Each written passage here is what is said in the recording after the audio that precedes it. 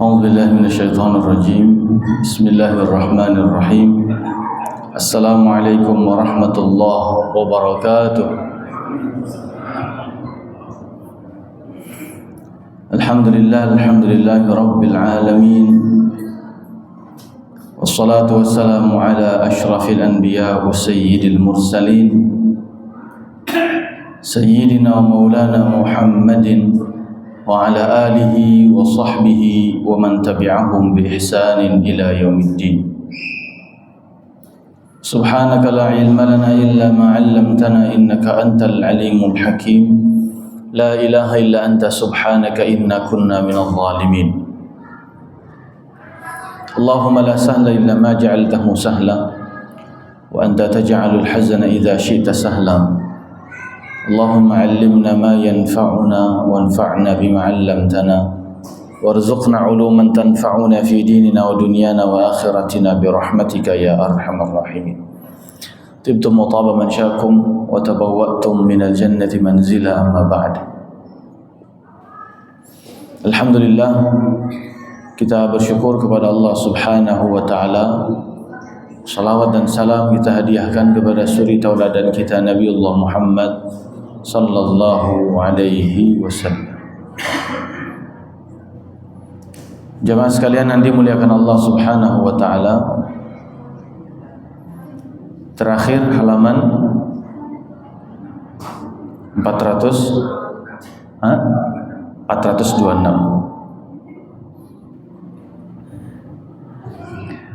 Baik. Bismillahirrahmanirrahim. Waqala Sufyan Ats-Tsauri, berkata Imam Sufyan Ats-Tsauri,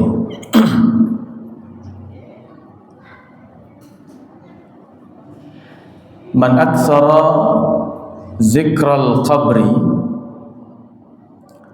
wajadahu rawdatan min riyadil jannah wa man ghafala an dzikrihi wajadahu hufratan min hufarin nar. Barang siapa yang aktsar, yang selalu memperbanyak zikral qabri, mengingat, menyebut kubur, mengingatkan sesama tentang kubur, mengingatkan keluarga kita, kerabat kita, saudara kita, tetangga kita, tentang hakikat bahwa semua kita pasti akan ke sana. Hanya dengan itu, aktsara zikral qabr, selalu memperbanyak, saling mengingatkan satu dengan yang lain, maka wajadahu raudhatan min riyadil jannah, kelak hadiahnya dari Allah Subhanahu wa taala, dia akan mendapati kuburnya sebagai taman-taman syurga. Wa man ghafala an dzikrihi, dan siapa yang lalai, abai dari mengingat kubur,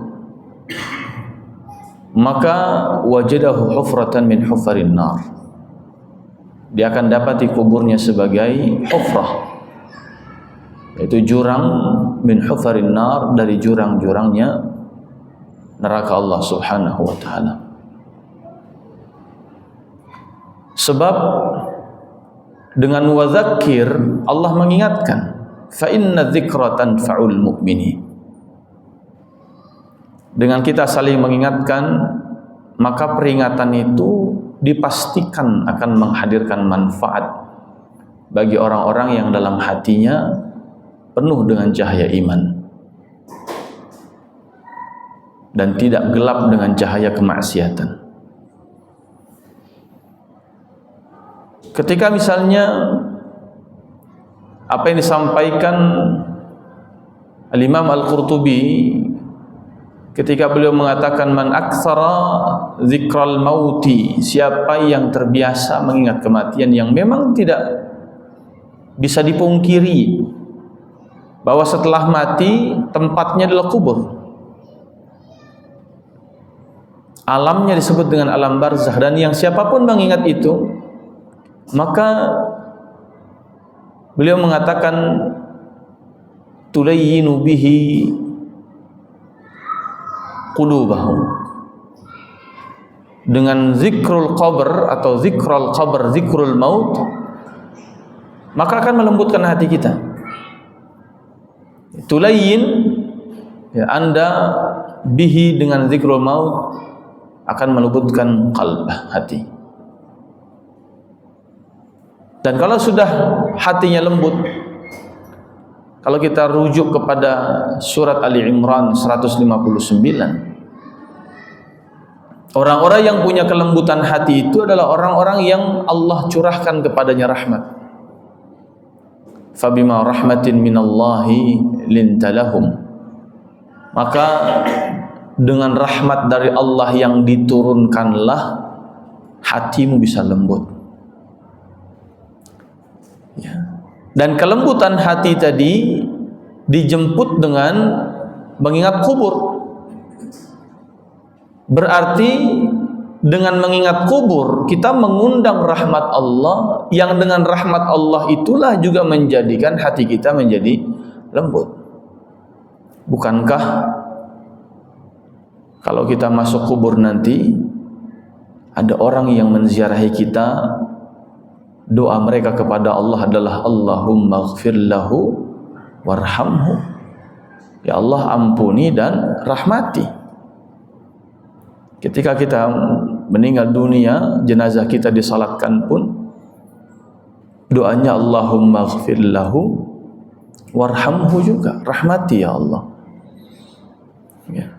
Bukankah menjelang sakaratul maut pun surat Ali Imran ayat 8 yang pernah kita bahas juga, bahwa doa kita adalah Rabbana la tuzigh qulubana ba'da idh hadaitana wa hab lana min ladunka rahmah. Sakaratul maut yang kita minta sama Allah rahmah. Meninggal dunia, jenazah kita didoakan Allahumma ighfir lahu warhamhu rahmah. Di dalam kubur kita diziarahi, mereka mendoakan kita dengan Allahumma ighfir lahu warhamhu rahmah. Masuk surga pun kata Nabi sallallahu alaihi wasallam, illa an yataghammadani Allah bi rahmati, karena rahmat Allah. Dan bukti bahwa Allah merahmati seseorang adalah lintalahum, yaitu hatinya lembut. Dan kelembutan hati bisa dicapai dengan zikrul qabr, mengingat kubur. Ya. Sehingga Siti Aisyah pernah kedatangan salah seorang sahabiyah, ya, syakat, mengadukan, ishtika atau syakwa, ya, mengadukan tentang qasawatu qalbiha, tentang keras hatinya, hati yang sulit menerima nasihat, hati yang tidak merespon kebaikan, hati yang tidak disiplin dalam ketaatan, hati yang tidak menikmati ibadah, hati yang tidak bisa kemudian mencintai ibadah itu. Qasawatu qalbiha, dia adukan tentang kondisi hatinya yang keras. Dan perintah Siti Aisyah hanya satu, Anda ziarah kubur saja, datang kubur sana, termenunglah di sana, zikrul mautlah di sana, zikrul qabrlah di sana. Karena gambaran raudhah, taman itu kan gambaran sesuatu yang menyenangkan sebenarnya. Kubur yang menyenangkan. Kita ingin di sana senang. Kita ingin di sana simbolnya adalah taman-taman surga. Bukan berarti kemudian seolah-olah taman surga Allah hadirkan di situ, bukan. Tapi simbol ketentraman, simbol kenyamanan, simbol kesejukan, simbol kebahagiaan, simbol kenyamanan dan seterusnya. Ya, raudhah hanya satu di antara sekian banyak taman surganya Allah Subhanahu wa taala. Nah, bagaimana kita bisa mendapatkan ketentraman, kenyamanan, kesejukan, kebahagiaan di sana? ternyata ringkas saja. Sebelum masuk harus sering ingat. Jangan pernah ghaflah, jangan pernah lalai. Ya, minimal setiap hari kita ada porsi waktu kita untuk mengingat itu. Entah sebelum tidur, ya, dalam doa kita ketika kita berdoa dengan Bismikallahumma amutu wa ahya, hadirkan gambaran bahwa memang dengan nama Allah ya Rabb, amutu, saya siap mati, wa ahya, dan saya siap hidup lagi jika engkau kehendaki. Maka tatkala kita bangun tidur, kita merespon dengan ucapan alhamdulillahilladzi ahyana. Segala puji bagi Allah yang telah, alhamdulillah, hamba bersyukur ya Rabb, engkau telah menghidupkan hamba kembali. Ba'dama amatana, setelah sebelumnya engkau mematikan hamba. Sebenarnya hamba sudah siap ya Allah, tapi alhamdulillah hamba hidup lagi. Berarti ada kesempatan menambah kebaikan demi kebaikan. Setiap malam kita diingatkan lagi, terus begitu. Bahkan Allah sudah mengatakan kepada Nabi Muhammad SAW dalam salah satu ayatnya, innaka mayyitun wa innahum mayyitun. Wahai Muhammad, sesungguhnya engkau itu mayit dan sesungguhnya mereka juga mayit. Allah sampai mengatakan sesungguhnya engkau mayit. Apa maknanya? Dalam ilmu balaghah ini disebut dengan i'tibar ma sayakun. Allah sedang menghadirkan sebuah gambaran kepada Nabi SAW bahwa engkau pun pada akhirnya akan menjadi mayit, wahai Muhammad SAW. Jadi Allah mengingatkan Nabi tentang apa? Tentang kuburnya. Engkau akan menjadi mayit yang nanti juga akan dimasukkan ke dalam kubur, dan mereka pun akan menjadi mayit yang juga sama. Dunia itu proses untuk kita sampai ke sana. Maka Imam Sufyan Tsuri mengingatkan, faman aksara dzikral qabri wajada qabrahu raudatan min riyadil jannah wa man ghafala an dzikrihi wajada qabrahu hufratan min hufarin niran atau min hufarin nar. Kemudian tata'ajjab al-ardu mimman yumahhida madja'ah wa yusawwi firashahu lin-nawm wa taqul ya ibna adam ala tadhkur tula raqadika fi jawfi wa ma baini wa bainaka syai'. Bumi itu heran, Pak, sama orang yang masih bisa tidur telentang. Bumi itu heran, takjub, heran sama orang-orang yang masih bisa membentangkan kasurnya. Untuk apa? Untuk tidur.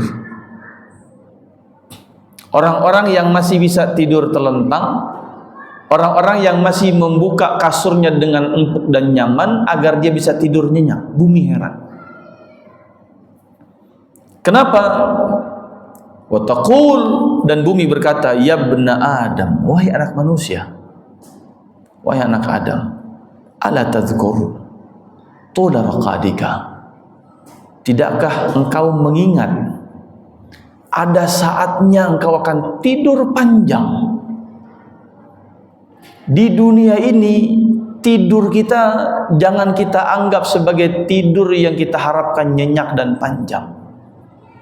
Bumi mengingatkan tidur panjangmu nanti di dalam jaufi, di dalam perutku. Selama engkau ada di atasku, wa ma baini wa bainaka syai', selama engkau berada di atasku, jarak antara diriku dengan dirimu itu seperti tidak ada batas. Ya. Tanah dengan kasur kita, Pak, itu jaraknya berapa senti? Oke, tanah. Habis itu pakai apa sih? Urukan. Habis urukan, adukan. Habis adukan, keramik. Habis keramik, kalau yang tidurnya di atas lantai, udah kelar, segitu doang jaraknya. Ya. Kalau yang kasurnya kasur kapuk itu, nah masih ada jarak lah, dikit gitu. Ya. Naik dikit kasurnya kasur, ya, kasur ranjang begitu. Ya segitu doang jaraknya. Ingat kata bumi, jarak antara dirimu dengan diriku itu hanya segitu saja. Kenapa engkau bisa tidur nyenyak di atasku yang jarak antara tempat tidurmu denganku saja hanya segitu, tapi engkau bisa tidur nyenyak, sementara harusnya engkau meyakini tidur nyenyakmu ketika engkau masuk ke dalam perutku. Maka bumi heran kalau masih ada orang yang bisa tidur nyenyak, Pak. Apalagi khotib tuh heran kalau ada orang yang lagi khutbah Jumat tidur nyenyak, tuh khotib heran itu. Salah saya di mana ini kan gitu ya? Apa saya khutbah ini kurang menarik kan begitu, heran itu khotib itu. Apalagi bumi kan begitu, Pak. Khotib aja yang melihat jauh itu bisa heran, bumi yang antara dia duduk dengan tanah itu jaraknya tidak seberapa, sementara kita akan masuk ke dalam perutnya itu, heran kok bisa ya? Masih bisa tidur nyenyak itu. Subhanallah. Maka ya, dalam konteks tidur itu ada yang disebut dengan raqad atau ruqud. Ya, kalau orang Arab condet bilangnya regut. Ya. Ada yang disebut dengan naum. Ada yang disebut dengan sinah. Ya. La ta'khudhuhu sinatun wala naum. Sinah dengan naum itu beda. Kalau sinah itu tidur sekejap mata, itu sinah namanya. Biasanya tidur-tidur di kereta itu ya, sambil gelantungan tangan. Itu sinah namanya. Tapi kalau naum itu tidur panjang. Makanya disebutkan ya, bahwa yusawwi firasyahu lin-naum, dia bentangkan kasurnya seolah-olah pengen tidur panjang. Padahal yang namanya tidur panjang pun di dalam kubur saja masih disebut sebagai raqaduka, tidur sejenak. Di dalam kubur saja disebut sebagai raqad atau ruqud, tidur sejenak. Ya. Kalau kita lihat dalam riwayat yang lain, ya, dalam riwayat Abu Dzar ya Al-Ghifari, disebutnya sebagai naumah. Naumatal aris, bukan naumal aris, tapi naumatal aris. Bukan tidur panjangnya pengantin baru, tapi tidurnya ala pengantin baru. Naumah. Ya. Kalau pengantin baru tidurnya gimana, Pak? Ada yang nyenyak gak tidurnya? Pengantin baru udah lupa semua ya? Atau malah nggak bisa tidur nyenyak karena mikirin vendor belum lunas semua. Subhanallah. Artinya memang tidak ada kata tidur. Ya. Allahu la ilaha illa huwal hayyul qayyum la ta'khudhuhu sinatun wala naum. Kalau memang Allah Subhanahu wa taala sebagai la ilaha illa huwa al hayyul qayyum, yang maha hidup, dan dia tidak mungkin tidur sejenak apalagi tidur panjang. Pesan luar biasa ya, bahwa kita pun seyogianya tidak sampai menjadikan dunia untuk tidur panjang ya, kecuali kita Allah takdirkan sebagai Ashabul Kahfi jilid 2, Pak. Itu silahkanlah 309 tahun bangun-bangun mata uang sudah berubah, bangun-bangun lingkungan infrastruktur sudah berubah, pasar sudah berubah ya, 309 tahun. Ya, masalahnya kan kita bukan Ashabul Kahfi kita. Ya. Betul nggak? Baca Al-Kahfi juga mungkin belum tentu sering juga kita. Pengen jadi Ashabul Kahfi. Taib. Inilah bahasa sindiran bumi kepada kita. Buat semua kita yang masih bisa tidur telentang. Tidur telentang itu tidur apa? Tidur santai gitu ya. Tapi kalau tidur miring kanan ini kan kadang nyesek bangun lagi gitu ya, kalau nggak biasa. Simbol kita siap juga untuk tidur miring ke kanan atau ditidurkan dengan dimiringkan ke sebelah kanan nantinya. Saya nggak tidur miring kanan, Ustaz. Saya juga nggak tidur telentang saya tidurnya sambil duduk kok, itu Masya Allah ya. Tidur sambil duduk. dulu. Baik. Wa qila li ba'dhi zuhad, dikatakan kepada sebagian ahli zuhud, ya, ma aballul 'idhat, qala an-nazar ila mahallatil amwat. Ya. Apa sih nasihat yang paling basah, yang enggak kering-kering gitu? Nasihat yang membuat kita akan terus basah, balal. Ya. Kemudian dikatakan nasihat yang paling bisa membuat lisan kita basah, mata kita basah, hati kita basah adalah apa? Unzur ila mahallatil amwat. Lihatlah terminal terakhirnya orang yang sudah meninggal dunia. Terminal terakhirnya mayit atau amwat. Di mana terminal terakhirnya dia? Ya. Kalau dalam konteks dunia, ya adalah kubur. Tapi dalam konteks akhirat, itu terminal pertamanya. Dalam anak tangga akhirat.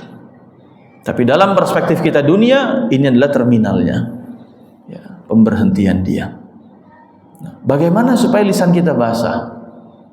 Hati kita basah, mata kita basah. Ya sering-sering melihat ke sana. Ya. Cuman heran saya ngelihat ada satu mini klaster di satu tempat di Depok ini. Itu sampai sekarang itu beberapa rumah itu belum laku, Pak. Kenapa? Karena ngadepnya ke kuburan. Bahkan ada satu tanah kapling yang belum laku, belum kejual-jual, tanahnya doang. Ya, nggak tahu kenapa itu. Kira-kira ngadep kuburan ya. Ada satunya lagi itu di sebelah kuburan persis di tempat di daerah pemakaman. Ya di daerah ya, Tambarehe. Ya. Itu rumah tengahnya itu belum laku juga. Ya. Padahal bisa jadi kalau orang ngincer river view gitu ya. Rumah misalnya apa ini ada kuburan view kan luar biasa ya. Bukan jendela pagi lihat kuburan, Masya Allah. Tutup jendela maghrib lihat kuburan. Mudah-mudahan bisa nggak nyenyak tidur kali gitu ya. Kenapa dibuat sesuatu yang menakutkan kan begitu sebenarnya? Ya, image-nya kah? Atau nuansanya kah? Atau memang kita dihantui dengan gambaran-gambaran sesuatu yang semua tentang kubur menyeramkan. Simbol-simbolnya menyeramkan semua. Ya. Ada kuntilanak lah kalau di Indonesia. Ada suster ngesot lah. Ada sinder bolong lah, macam-macam kan namanya kita. Ada genderuwo. Si manis jembatan Ancol kan gitu. Ada pocong lah, padahal kalau kita lihat hantunya orang barat itu keren-keren gitu ya. Pakai jas gitu. Kalau hantunya kita nih kain kafannya bolong-bolong gitu. Jadi seolah menyeramkan gitu. Ini kan dia ada semua, Pak. Ya. Sehingga orang tidak mencintai untuk datang ke kubur untuk sekedar ziarah, untuk kemudian ingat mati, untuk mendoakan sesama. Pada perintah Nabi ala fazuruha, ziarahlah ke kubur itu. Maka dalam konteks kezuhudan, sesuatu yang membuat hati kita basah dengan kezuhudan, lisan kita basah dengan kezuhudan, fikiran kita basah dengan kezuhudan adalah unzur ila mahallatil amwat fahuwa aballul idhat. Itulah nasihat yang paling membuat bisa kita basah dalam konteks tadi itu semua. Lihatlah kepada mahattahnya, terminalnya atau mahallahnya, tempatnya para mayit. Nah, jamaah sekalian yang dimuliakan Allah Subhanahu wa taala, waruya 'anil Hasan al-Basri, diriwayatkan dari Imam Al-Hasan al-Basri, annahu qala, beliau berkata, kuntu khalfa janazatin fatba'tuha. Saya pernah berjalan di belakang seorang jenazah atau sesosok jenazah. Kemudian saya ikuti dia. fatba'tuha hatta wasalu bihi ila hufrati. Sampailah tiba jenazah itu dibawa ke lubangnya, ke liang lahatnya, ke lubangnya, ke kuburnya. Fanadat imra'atun faqalat, maka berserulah seorang wanita, dia berkata, faqalat ya ahlal qubur, ya, wahai ahli kubur, law araftum man naqala ilaikum la'azartumuhu. Qala al-Hasan fasami'tu sautan min al-hufrah wa huwa yaqul qad wallahi nuqila ilaina bi awzarin kal jibal wa qad udhina li an akulahu hatta ya'uda ramima. Udhina li an akalahu hatta ya'uda ramima. Qala fattarabatil janazatu fawqa an-na'sh wa kharra al-Hasan maghshiyan alayhi. Seorang wanita berseru, wahai semua ahli kubur, ya, kalian tahu enggak orang yang dibawa diantarkan kepada kalian ini, dia itu siapa? Kalau kalian tahu, kalian pasti enggak betah. Kemudian kata Al-Hasan Al-Basri, tiba-tiba saya mendengar suara dari dalam lubang kubur tadi. Ada suara mengatakan, qad wallahi nuqila ilaina bi auzarin. Sungguh yang sedang kalian antarkan kepadaku adalah orang yang dosanya banyak, kal jibal, seperti gunung. Ya. Wa qad udhina li an akalahu. Ya. Bahwa kata kubur, saya telah diberikan izin an akulahu, untuk melahapnya nanti. Jadi jasad itu belum dimasukkan, baru sampai di sisian kubur, seorang perempuan mengatakan, kalian tahu nggak orang ini yang sedang diantarkan kepada kalian untuk dimasukkan ke dalamnya, kalian tahu nggak siapa dia? Kata Al-Hasan Al-Basri, beliau mendengar suara itu. Saya mendengar ada suara, qad nuqila ilaina, telah dibawa kepada kami orang yang biauzarin kal jibal. Orang ini banyak dosa seperti gunung. Wa qad udhina li an akulah, dan saya telah mendapatkan izin dari Allah untuk memakan dan melahap orang ini.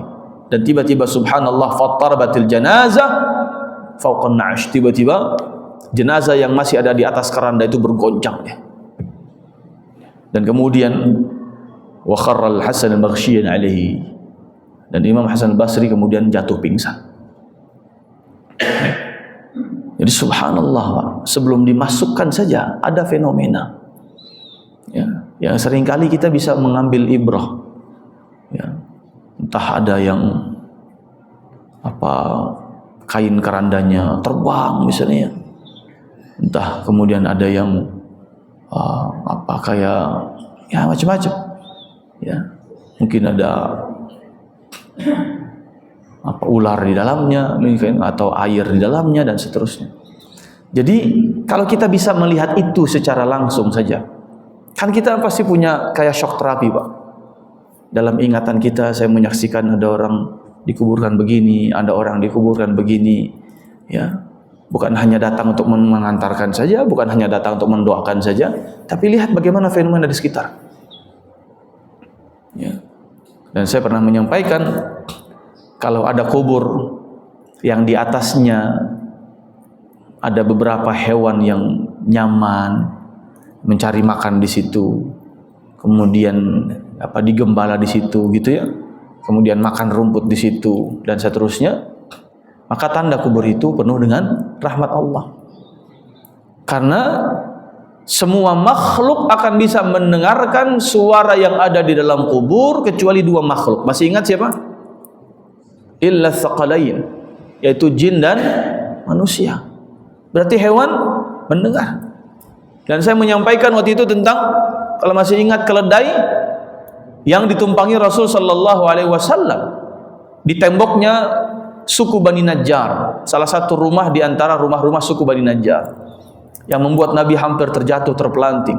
Keledai itu ngamuk. Kemudian Nabi bertanya, kalian tahu nggak siapa yang ada di kuburan ini?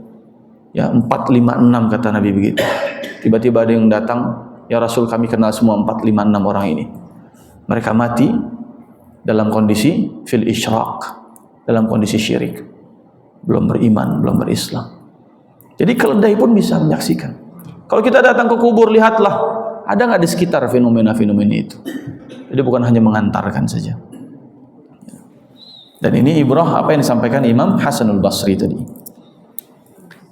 Nah, kemudian jamaah sekalian yang dimuliakan Allah Subhanahu wa taala, ma jaa fi dhaghdatil qabri ala sahibihi wa in kana salihan. Bab tentang digencetnya kubur walaupun yang masuk ke dalamnya adalah orang saleh. Riwayat Imam Nasai dari Abdullah bin Umar dari Rasulullah sallallahu alaihi wasallam, "Hadzal ladzi taharraka lahu al-'arsyu wa futihat lahu abwabus sama' wa syahidahu 70,000 minal malaikah laqad dumma dhammatan thumma furrija anhu." Kata Nabi sallallahu alaihi wasallam, inilah yang membuat arsy-Nya Allah berguncang bergerak dan menjadikan semua pintu-pintu langit terbuka dan disaksikan oleh 70.000 malaikatnya. Sungguh kubur itu akan digempetkan kemudian dilapangkan kembali walaupun yang masuknya adalah orang yang saleh. Bedanya adalah kalau orang yang kufur atau kafir, ya musyrik, munafik, fasik, itu ya dia proses menggencetnya kemudian terus menerus. Tapi kalau dia muslim, dia mukmin, proses itu pasti terjadi. Tapi setelah sekali langsung furrij, langsung dilapangkan lagi. Artinya semua mendapatkan fitnah, mendapatkan ujian dalam kubur. Ujian pertamanya adalah soal, pertanyaan, dan ujian keduanya adalah sempitnya kubur itu, dihimpitkannya kubur kepada ahli kubur. Nah, kalau kita membayangkan itu saja jamaah sekalian, sesoleh apapun kita saja, kita ingat tentang zikrul kubur, mengingat kubur kondisi seperti itu, ya, tanda petik tidak ada jaminan bebas. Kita bukan syuhada, bukan orang yang mati syahid, itu udah bebas dah. Ya. Al-muluk kita juga nggak tahu ini sampai ke hati apa enggak. Kalau Nabi kan bilang, saya berharap al-muluk itu ada di dalam setiap hati umat saya. Laki-lakinya, perempuannya, besarnya, kecilnya, ya, semua saya berharap ada al-muluk dalam hati mereka. Itu juga bisa membebaskan dari azab kubur. Ya. Kita juga meninggal belum tentu malam Jumat, belum tentu hari Jumat. Yang kalaupun malam atau hari Jumat pun belum tentu juga bebas. Ya. Artinya menggambarkan bahwa tidak ada satupun yang bisa menjamin kita bebas dari fitnah kubur, sementara sebelum masuk kubur jarang ingat. Ibaratnya, ya, kita belum tentu lulus ujian, tapi nggak pernah ingat tentang adanya ujian. Ya. Anak sekolah untuk naik kelas, dia tahu pasti ada ujian, tapi dia belum tentu lulus ujian dan belum tentu naik kelas. Tapi nggak pernah ingat bahwa akan ada ujian. Apa yang akan dilakukan kalau nggak pernah ingat akan ada ujian, Pak? Ya main kerjanya. Itulah yang disebut dengan sesungguhnya kehidupan dunia hanya permainan dan senda gurau. Innamal hayatud dunya la'ibun wa lahun. Karena orang yang disifati dengan yang sering main adalah orang yang tidak tahu dan tidak pernah mengingat apa yang akan terjadi di hadapannya. Ya. Dia isi waktu dengan kegabutannya tanda petik, dia nggak tahu harus ngapain, ya main aja lah. Nah, itu tabiat dunia begitu. Ya. Taib. Berikutnya, ya, kata Siti Aisyah radhiyallahu taala anha, Ummul Mukminin qalat, beliau berkata, qala Rasulullah sallallahu alaihi wasallam, Rasulullah bersabda, inna lil qabri dhaghtatan law naja minha ahadun lanaja minha Sa'ad bin Mu'adz. Allahu akbar. Sesungguhnya kubur itu pasti ada himpitannya walaupun hanya sekali. Seandainya ada yang pantas untuk selamat, maka yang lebih pantas duluan selamat adalah Sa'ad bin Mu'adz. Sa'ad bin Mu'adz itu yang disebutkan tadi, arsy-Nya Allah saja sampai berguncang, Pak. Semua pintu langit itu terbuka gara-gara Sa'ad bin Mu'adz syahid dalam perang Khandaq. Beliau bukan hanya disaksikan oleh 70.000 malaikat, bahkan dimandikan oleh para bidadari, dan jenazahnya dibawain juga sama para malaikat. Sehingga salah seorang sahabat mengaku, ketika aku sedang membawa jenazahnya Sa'ad bin Mu'adz, aku terasa ringan, dan aku adukan kepada Rasulullah SAW, dan Nabi mengatakan yang ikut membawanya adalah para malaikat. Bayangin, jasadnya dimandikan bidadari, kemudian dibawa, dianterin sama malaikat, pintu langit semua terbuka, arsy Allah berguncang, pun mendapatkan himpitan. Ya. Kita belum tentu dimandikan bidadari, belum tentu gara-gara kita meninggal dunia pintu langit terbuka, mustahil juga. Ngapain terbuka buat kita? Kita bukan siapa-siapa kan itu. Kita bukan wali, paling wali murid sama wali kelas saja kita ini. Ya. Boro-boro nabi, boro-boro sahabatnya dan seterusnya. Apalagi arsy Allah sampai berguncang, apalagi kemudian disolatkan malaikat di bawah, mustahil. Ya. Terlalu banyaklah kesalahan dan dosa kita ini. Tapi dalam kondisi kita tahu begitu saja misalnya, terus jarang ingat kubur, padahal selamat aja belum tentu gitu. Kan anomali jadinya. Ya. Sesuatu yang ironi gitu. Ini gimana sih? Kan gitu ya. Emang udah siap kan gitu. Ingat, kubur itu ada daghtanya, ada himpitannya, walaupun cuma sekali. Daghtah itu marrah, lil marrah, walaupun hanya satu kali. Tapi subhanallah, sekalinya kubur menghimpit kan, naudzubillah juga Pak. Ya. Baik. Berikutnya adalah ma ujira min daghtatil qabri ahadun wala Sa'ad bin Mu'adz. Tidak selamat dari himpitan kubur seorang pun walaupun Sa'ad bin Mu'adz. Alladzi min dilun min manadilihi khairun minad dunya wa ma fiha. Yang bahkan Sa'ad bin Mu'adz punya keutamaan, sapu tangannya beliau lebih mulia di sisi Allah daripada dunia dan seluruh isinya. Ya. Kalau sapu tangan kita, bekas ingus kita palingnya. Ini sapu tangan Sa'ad bin Mu'adz lebih mulia.